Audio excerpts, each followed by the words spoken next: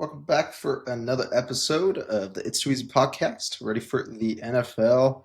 Jake, what are we starting with this week? Yep, week 11 in the NFL. Once again, sorry we missed last week. Actually, we're pretty much all over those games last week, so it's a bit of a shame. hmm But yeah, open this week. We got Thursday Night Football, Jets at the Patriots. Right now, the Patriots are 13.5 or 14.5 point favorites here at home against the Jets. And the Jets have been playing well the last couple weeks. They've actually been a decent team to watch. Beat the Browns last week in a pretty tight game, and did end up getting that win a couple weeks ago as well. So I'm very curious to kind of see how this Jets team does. I am going to buy them up to 17.5 and take them in this game. In division game, I expect this game to be closer. I still think the Patriots are likely going to win, maybe like 10 points, maybe 7. But I see the Jets giving them an opportunity in this game, giving themselves an opportunity in this game.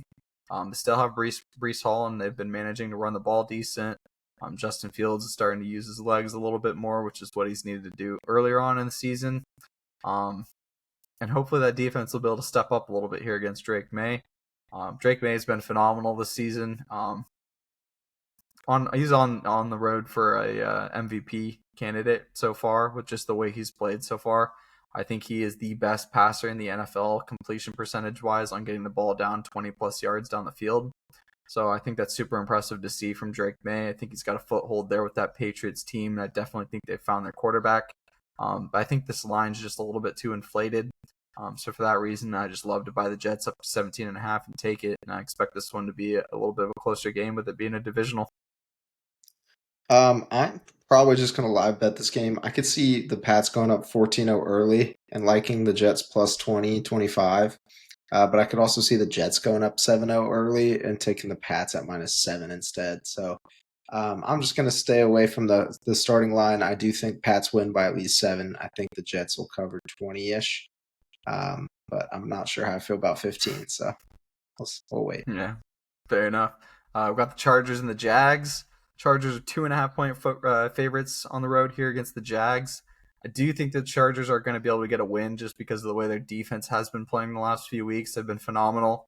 Offensive line has 3 guys hurt, 2 done for the season, and Slater and Joe Alt. So that is a big blow for the Chargers, and I expect that to really affect them come playoff time. Hopefully it doesn't too much, but there is a very real chance that it makes it much more difficult in the playoffs for that team. That being said, I still think they're going to be able to get a win here on the road against the Jags. Jags have slowed down a little bit, and people have started to figure them out and how to play them. Did have a really nice win, 30-29 over the Raiders the other day when the Raiders missed the 2-point conversion. Props to the coaches for the Raiders on the balls to go for it, but it did end up in another L in overtime. So yeah, I like the Chargers a lot here in this game. I think their defense is going to pose a lot of problems for the Jags, and I just expect Herbert's going to be able to make plays even with those 3 offensive linemen out. Still have really good wide receivers. They've been able to run the ball just as efficiently as if they had their 2 starting running backs. And yeah, I think the Chargers are still impressive, but I just see it probably slowing down come playoff time. Is this in LA or Jacksonville? It's in Jacksonville. Okay. I am gonna stick with the Chargers on the money line. I'm kind of leaning on buying even the Jags up to +7. They have a really good front four. Josh Hines Allen is a stud, and with the line being decimated for the Chargers, I don't think their offense is going to perform as well as they have in some other weeks. It does keep me away from the Jags is not having Travis Hunter's out for the year. Brian Thomas is still questionable as of today. I don't know if that's been updated, but it was leaning towards not playing as well. And so I just don't know if Trevor Lawrence is able to get it done with Parker Washington alone. So I'll take the Chargers money line. If Brian plays, I think it'll be interesting, and I think the Jags could keep it close. Um, but the Chargers do need this win just to stick around in that division to have a chance, especially with all the injuries and all the travel. It's not looking promising, so they got to get one here at home. Yep. Then we got the Chiefs and the Broncos. Broncos are 8-2, and despite Bo Nix and that offense not playing well, their defense has been straight up phenomenal. I think they're on pace to set record number of sacks in a season, which is pretty incredible. That being said, they're due. I think I said this a couple weeks ago. They're due for a loss. Offense just hasn't been figured out yet. I feel like it's just kind of a Sean Payton and Bo Nick's issue, where Sean's just not really using Bo to the best of his abilities. He hasn't been rolling out as much out of the pocket, and I think teams are figuring out that you can just run cover three and force them to keep the ball within 10 yards and force them to go down the field, and it's causing a lot of problems. Sean Payton's been calling a lot of screen passes that just have not been working out whatsoever. So I think he needs to get a little bit more dialed in on the playbook and just kind of figure out what's going to work best for this team. They are also missing quite a few guys on injury. Pat Surtain is out. Alex Singleton just had surgery, so I believe he's not going to be playing in this game, and I'm not sure the status on Marvin Mims, who's been a huge weapon for them over the last 2 years. With him being out the last couple of weeks, it's really stalled their offense out. And yeah, I mean, it just seems like they're not finding ways to get JK the ball properly, and I think he didn't practice today as well. So they may be leaning a lot on Harvey in this game. I still do think it's going to be a closer game, but I do like the Chiefs -2.5. They need this win to kind of take command of that division. They're still 2 games behind, so it is a pretty important game for the division. And I think everybody's expecting the Chiefs to win. Broncos are due for a loss, and that defense is going to be tested without their starting linebacker and best corner in the league. So I am leaning on the Chiefs to get this one -2.5. Yep, I'm right there with you. I think the Chiefs are going to cover. I think they should win. I kind of like a high scoring game here. So if you're thinking about the over, I might touch that as well. Um, Chiefs have looked good since Rashee Rice got back. Kareem Hunt's been getting it done without Pacheco. Travis Kelce looks old, so it'll be interesting to see if they replace him in the draft next year. But Hollywood has been solid for them. Juju's been solid when they need him. And Xavier Worthy's still got all the speed in the world. And the biggest factor for the Chiefs this year, I think, has been Mahomes' legs all year long. I think that is going to be enough to get them a win when they need it to stay alive in the division as well. Like you said, they'll still be, I think, a game or game and a half behind, but this will be a step in the right direction as they finish up the season. Yep. And then we got the Commanders and the Dolphins. Don't have too much to say about this. Jaden's out again. The Commanders have been struggling, especially on the defensive side of the ball, and Mariota just really hasn't been getting any help. A lot of tip balls for picks, and just really strange things happening for the Commanders. And they're on the road against this Dolphins team. Both teams are 3-7. Dolphins have actually been playing really well the last couple weeks, so I think that's going to keep Mike McDaniel his job there. Tua's looked a lot better. They're running the ball much more efficiently with A-Chain and finding ways to get him the ball out of the backfield. And I think they're just kind of figuring out how things are going to work without Tyreek Hill. And I think that's going to end up being long-term because I see him leaving at the end of this year. So I'm going to stick with the Dolphins on the money line here. I think they're just going to end up being the better team in this situation. And their defense has been showing out. They just beat the Bills last week, so they've kind of got a lot of momentum right now, and I expect that to continue at home here. I want to be on the other side for this one. I'm going to take the Commanders +4 for the sole fact that Mariota is an older guy, and they're in Spain. So, these young guys are going to go out partying, find some chicks to hang out with for the day or for the weekend. I think they might be a little distracted, partying a little bit too much. And so I'm going to take the old veteran team of the Commanders to find a way to get it done. Yeah, Spain, it's probably going to be a crapshoot, but I'll at least take the +4 for the cover on this game. Yeah, this could end up being a really low-scoring game as well. I could definitely see that happening. Bengals and Steelers. Steelers are 5.5-point favorites here at home. Bengals won in a shootout earlier this year. I love the way Flacco's looked with that offense. On the flip side, they probably have a bottom 3 defense in the entire league. Still continues to plague them with the amount of money they paid those 2 wide receivers. But hey, I think it'll probably end up being worth it once they get Burrow back. But yeah, I see this being a tough game. I think the Steelers haven't been looking as good over the last few weeks, especially on the defensive side of the ball. Really kind of perplexed me the fact that they were only able to put up so many points against the Chargers. I think it was like 10 or 7 or something like that. Didn't really make a whole lot of sense, but the Chargers D has been stepping up a lot, and they've been getting some guys back from injury. So I'm going to stick with the Bengals +7.5 in this game. I do think I think Flacco knows that defense really well. There is a lot of vets on the Steelers team that he's played against quite a few times. So I think he knows kind of where to pinpoint the weak points on the defense. And I think I'm just going to be banking on the fact that the Steelers don't just get ran all over with Warren. So I'll stick with the Bengals +7.5 in this one. Yeah, we had it earlier in the season, taking the Bengals with the points, and I am definitely going to ride it again because if it ain't broke, don't fix it. I love Flacco. He's been slinging the rock. He's got some of the best weapons in the league on offense. I did see he was questionable. I don't think he practiced the whole time today. But assuming he plays, I do like the plus 7.5. Steelers have been kind of buns. Their defense is slacking a little bit. I do like that they just went and got Asante Samuel Jr., who won't be playing this week, but I'm sure will be in a couple weeks for them. But I think that they should be able to keep putting up points on the board against a pretty depleted secondary and getting a cover at plus 7.5. If they get a win, that would make the division really interesting with Joe Burrow about a week or two away from returning. The Ravens still hovering, getting closer to 500 now, and the Steelers dropping another one would make it super interesting. But I do think Steelers at least come away with a win this time, but I think it'll be a close game. Yeah, right on. Then we got the Buccaneers and the Bills. Bills obviously lost a really tough one last week to the Dolphins. I think it kind of goes into what I've been talking about all season, the fact that the Bills defense, uh, it just feels like a shaky leg. You never know when it's going to hold up for you or when it's not. And Josh Allen has been making a lot of plays, but it just doesn't feel like he quite has the weapons that he needs yet to kind of exploit defenses the way he has in the past.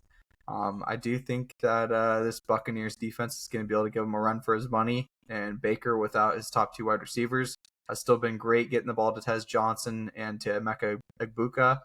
And I believe he's going to have Godwin back for this game. I don't know the status on Bucky Irving, but I believe he did practice today. So I think they could be getting Bucky back too. So this offense is going to be ready to go. Tez Johnson had 2 touchdowns last week. Shout out to him, big fan. And I think the Buccaneers will be able to cover 7.5 in this game. I just see this being a pretty tight game again. I could see this one coming down to a field goal in the end of the game for the Bills. So I think the Buccaneers at plus 7.5 will be pretty safe. Yeah, I don't see the Bills losing back-to-back games, especially not being at home this week. So I am going to take the Bills at minus 2.5. I do think Baker's going to be able to sling the rock. I mean, this defense has been pretty bad all year. We've talked about it. And they've gotten a little bit healthier. Ed Oliver's back. Matt Milano's now back. And so it'll be interesting to see how things play out. I think part of the reason they've been bad, though, is that for 3 or 4 weeks now, they have not been able to run the ball very effectively in 3 of those games. And that's where their bread and butter was to start the season. That's where they were living last year. James Cook led the league in touchdowns, and he's been kind of MIA. So I think it's time for him to get back involved. If it's not running the football, then getting it to him out of the backfield. So I think he's going to have a big game, and it's going to be enough to allow them to get a win at home. Right on. Then we move on. We got the Bears and the Vikings. Really interesting game. The Vikings are 3.5 point favorites here at home. And the Bears choked this game, obviously, earlier on in the season after being up big to J.J. McCarthy. And we're back with J.J. The Vikings do look a lot better with him. But the Bears have completely figured it out. Ben Johnson's doing an incredible job with that team. I think if the organization was smart, they would give him a 10-year contract right now, just because what they've seen over the last 5 years to what they have now. Just by making a coaching change. Like, they didn't really make a ton of moves in the offseason. So I think it's pretty impressive to see kind of the way that Ben Johnson's been able to rile the boys and get everybody to play on the same page. I think they've really figured it out. I don't think they're going to make the same mistakes as they did the previous time that they played the Vikings. And being 3.5 point dogs, I love that play. The Bears plus 3.5 in this game. I know it's going to be a difficult defense. Obviously, we talk about I think it's Fangio or some, I can't remember if the Vikings D court. Yeah, Brian Flores. But yeah, I mean, Beeflo always has really good defenses, and I imagine it's going to be more of the same. But Caleb Williams has been great this year. Another quarterback that's really figured out ways to use his legs and make the game much more simple for himself. And the wide receivers that they've drafted over the last couple of years are starting to make real-time plays, and in big games like this, it's going to be a really interesting one. But I love the Bears at plus 3.5. I think they're going to be ready for some revenge against the Vikings here. Yeah, they've looked really good. Caleb was solid last year. I mean, he didn't turn the ball over, but he made a lot of rookie errors and holding on to it too long. This year, he's fixed that up a little bit. He still does a little too much, but Also, you mentioned it. The weapons have gotten a little bit better this year. Swift's been running the football effectively, and their defense has come into play. So they've definitely been fun to watch. I feel like this is a game Kevin O'Connell is a mastermind and finds a way to put up a 30 piece on offense and get a win. I don't know if it's gonna be by four because the Bears have looked pretty good, and the Bears offense has been moving the ball well. So I'm just gonna stick with the Vikings on the money line. I expect Jetta's maybe Hawkinson to get going because Hawk's been kind of quiet for most of the year. Yeah, right on. Then we move on. Texans and the Titans. Not too much to say about this one. The Titans are probably the worst team in the league, and the Texans are looking to make a little bit of a comeback. They had a great win from behind last week. And I expect now with a couple starts under his belt, Davis Mills will be a lot better for that team. And yeah, I just think that the Texans on the money line is kind of the most obvious choice here. I think they're only 6.5 or 7.5 point favorites, so I'd probably take that too. But I just prefer the money line in this game. Never know what could happen with this Titans D. Is Davis playing or is CJ back this week? I don't. I am not 100% sure, but either way, I think the Texans will win this game. Yeah, the Titans have been buns.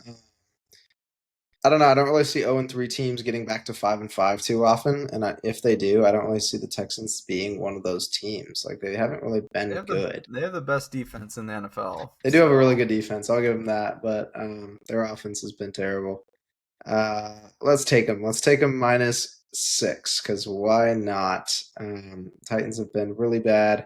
Don't really see that improving anytime soon, and so after the draft, or I don't know, they're kind of hopeless. So we'll go with the yeah, Texans -6.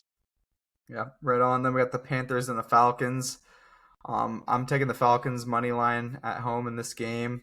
I can't remember earlier on this season what happened. I think the Falcons won this game like 30-0 or something along those lines. The first time they played, either that or it was a really close game. But I have a tough time recalling. I just know that the Falcons play a lot better at home. They've dropped quite a few games in a row, and I think Penix needs this experience to be able to be better in the future. And I do think that they're going to be a much different team at home. Their defense has fallen off a cliff a little bit over the last few weeks after beating the Bills. So I am curious to kind of see where this game lies. The Panthers are super inconsistent, where they have great games over one week, and then they have a game that they just play like absolute dog shit the next week. So yeah, I'll take the Falcons on the money line here at home. I think it's only like a 2.5 or 3.5 point line. Yeah, I think I saw it at 2.5. The last time that they matched up earlier in the season, it was 30-0. Panthers won, by the way. Oh, the Um, Panthers one. yeah, Okay. and I was all over that. So kind of weird. I'm on the exact opposite this time. It's actually my favorite play of the entire week is the Falcons money line. I think that they are the best 3-5 team potentially of all time. I still hate Penix. I think he's terrible. I wish they gave Kirk the rock, but I think Bijan, Drake London, they're enough to get the win against the Panthers, who, like you said, so hit and miss, absolutely zero identity. Uh, Yet they said at 5-5. So this will Yeah. be an interesting one. It's this kind of last shot for the Falcons to turn things around at 3-6 or 3-5, I forget. But I think that they're going to get a win at home. Yep. Then we got the Packers and the Giants. Obviously, the Giants just lost Dart. Obviously, they don't have Scatterboo, so a lot of the rah-rahs out of that team. Defense being the highest paid in the NFL and hasn't been playing all that great the entire season. Then you got the Packers, who just lost to the Eagles and are going to need a win. 5-3-1. I just don't see them falling to 5-4-1 with the roster that they have. I think their defense is going to give the Giants absolute fits. But I do see this game going over as well. We got famous Jameis coming into play Let's to go. start I'm for the hyped. Giants. So I'm super excited to watch Jameis. It's going to be tough, though, because he doesn't have any weapons. Everybody's hurt.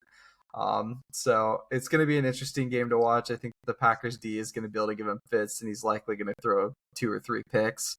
But he'll probably also have 500 yards through the air somehow, some way. He always manages it.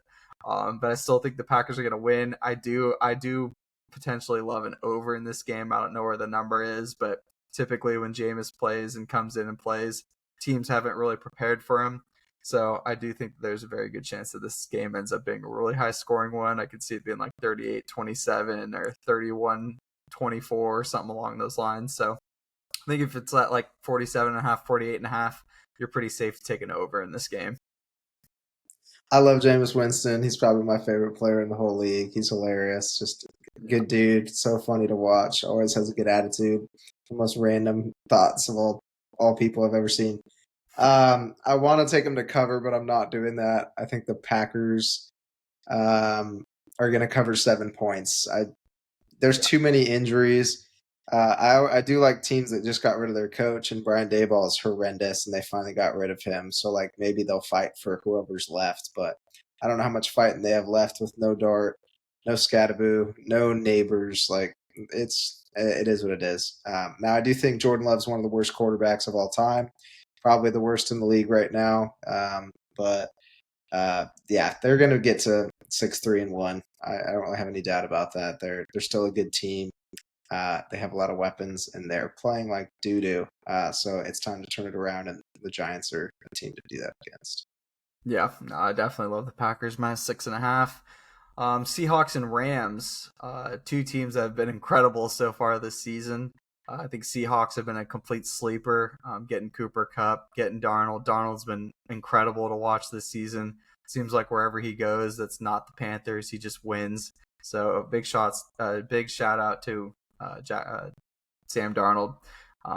Dude, I think he's like absolute sleeper for MVP. Like I think if you go and look at the tape, there is a solid like reason to give him the MVP of the NFL this season, especially if they make a deep playoff run.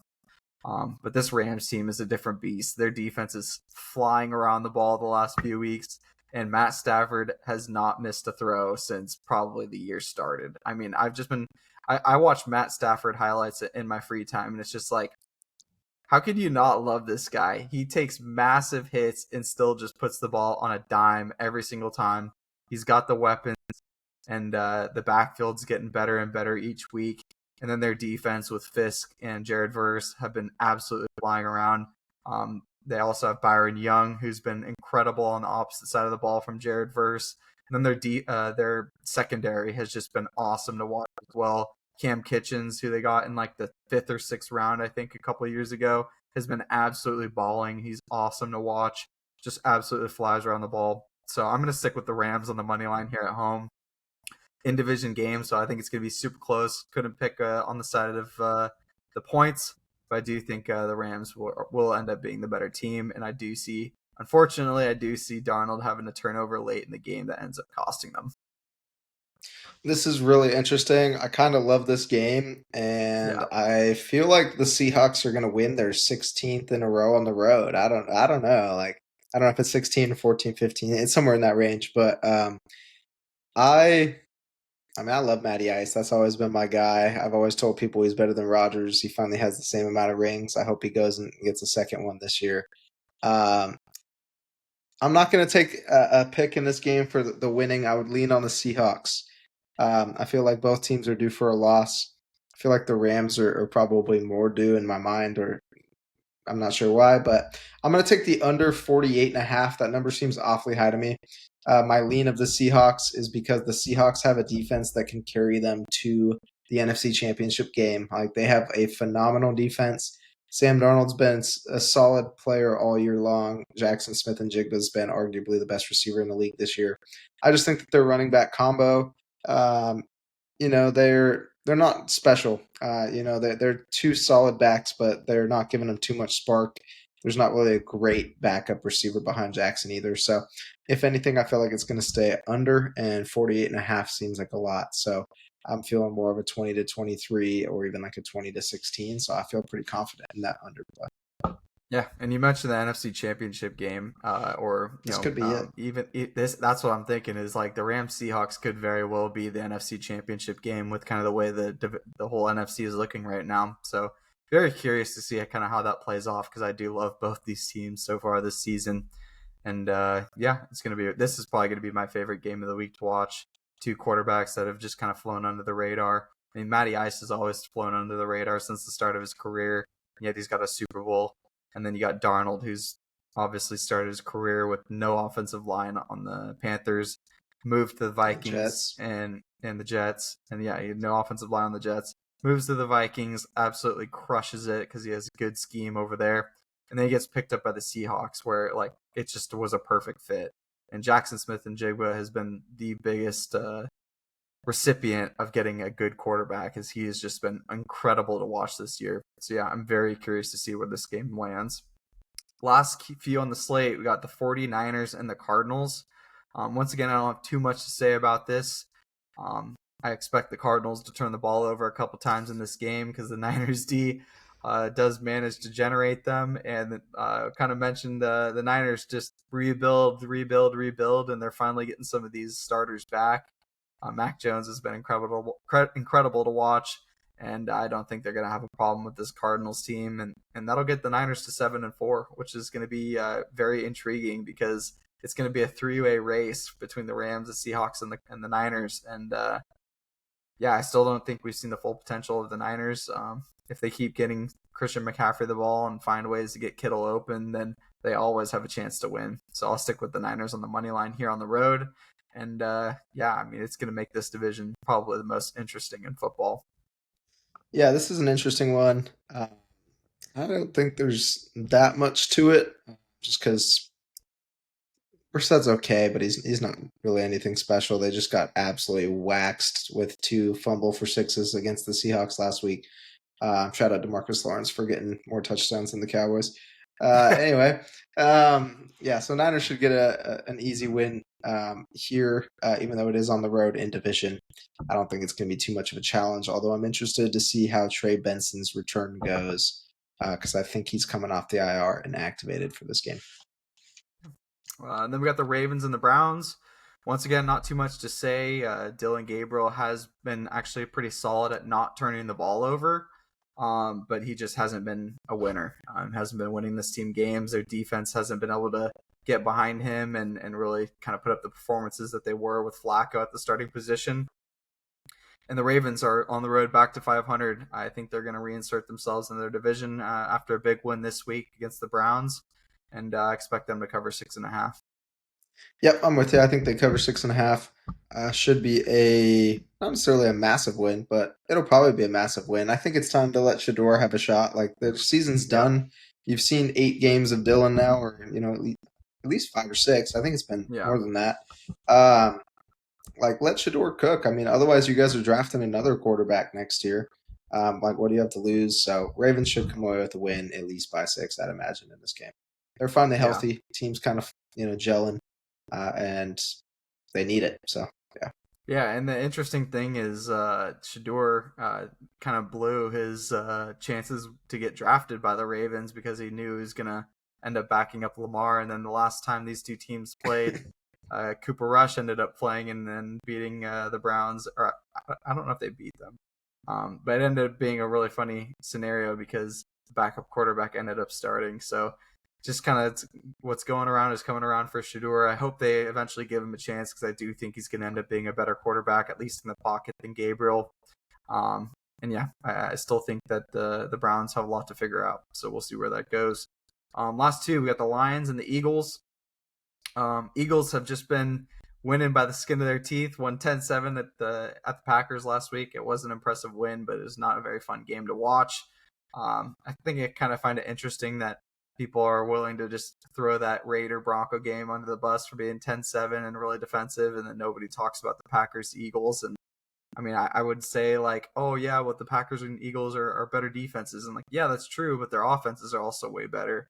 So it just kind of it's just a media thing. I just didn't really understand why like they weren't talking about how terrible that game was, but they wanted to talk about how terrible that Raider game was.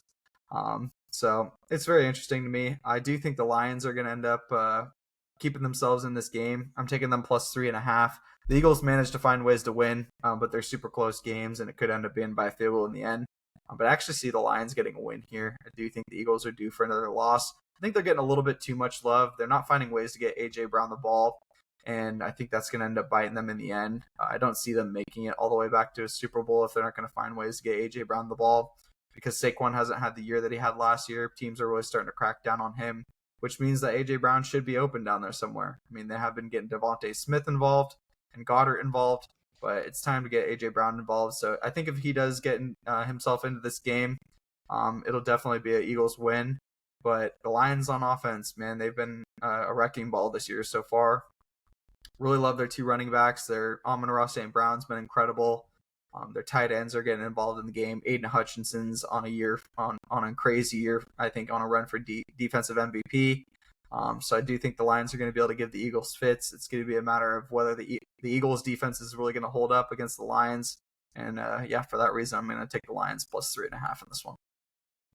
Yep, I'm right there with you. I think the Lions are going to win this game by double digits. I don't think it's going to be very close. The Eagles have always won games very close since Jalen Hurts got there. And I think this year they've been only able to do it from a coaching defensive standpoint. Their offense Yeah. has been pretty bad all year. Saquon's under 4 yards a carry again, like nothing special. He looks like he's not great. AJ Brown's not even, noticeable on the field almost every single game this year. And Yeah. Devontae Smith has not been anything real special. He's just kind of his steady self. So I don't think that they're going to be able to stop Gibbs and Montgomery. I don't think they'll be able to stop Amon-Ra and Jameson or Laporta. I think the only thing that they'll be able to do is maybe get a turnover or two off Goff, which I always expect because he's horrible. But either way, I think that their offense is not going to be able to move the football effectively against the Lions. So I think the Lions plus 3, as well as the Falcons. Those are probably my two favorite plays of the week because I do think Lions come away with a win, which is at plus 140 right now. Yep, right on. And then the final game on the slate, Monday Night Football, Cowboys and the Raiders. This game really kind of sparked my interest because just saw a really tight game between the Raiders and the Broncos last week, and clearly the Cowboys' offense is a little bit of a different beast. And I don't know what the status of Geno is because he did get absolutely whacked in the last game, like 16 or 18 times. So I don't know what his status is going to be. I'd imagine he's going to end up playing because they've had 10 days off. But I love the Cowboys minus 2.5 in this game. I do think they need a big win here, and their offense is due to break out once again. And yeah, I just don't see a way that the Raiders hang in this game unless their tight end Brock Bowers goes for like 200 yards, which is very possible against this Cowboys defense. So we'll see. But I do think it's going to wind up probably being a shootout.